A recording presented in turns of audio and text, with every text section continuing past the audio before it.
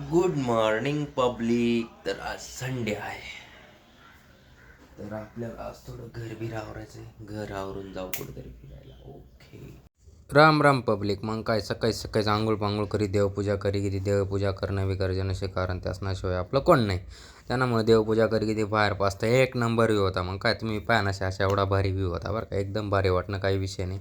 मग देवपूजा करी सण बनू मस्तपैकी चहा पाणी करायला, चहा पिता एकदम एक नंबर. मग त्यानंतर आपलं थोडंसं काम होतं बाहेर, ते काम करे की एकदम आणि निघणं मग रूमवर वणू. मग आपले बाहेर जावं तर मग डळणू तयारी करीसन हेल्मेट घेता आणि डळणू. मग काय मग काल वणू सर कशी नाशक काचला घेता आणि डळणू भर कशी शिवड्याला घेता आणि डळणूच बो. मग आम्ही आमना लोकेशनला आमले जिथे जावं तर तिथे मग काय लोकेशनला पोहोची होतं काय एकदम भारी. तिथे बैल जोडी दिसणे बो, आमले बैल जोडी दिसणं म्हणजे आपलं एकदम आनंद घ्या बो, कारण या आपलं गावकडली सिस्टम.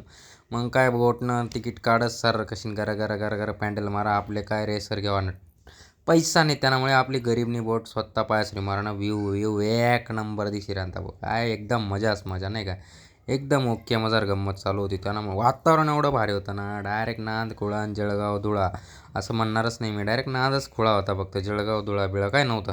मग काय आमनं फिराय गे डणू ताव भाऊ तर निसता फोनवर होता बो. काय करवा त्यांना फोनले निसती जानू जानू जानू. ती जानूना घेऊन पस्तावा जानूले. मग काय दर असं बैळ भत्ता खावाडीचा, कारण भत्ताच आपल्या आवडत भाऊ. त्यानंतर वनू घर एकदम ओके मजार, जिवडा बेकार थकी झाला होता जी खाय किदा आणि ओके मजार. म्हणतं चला त्या अंगठा घेऊ. Ram Ram, good night public.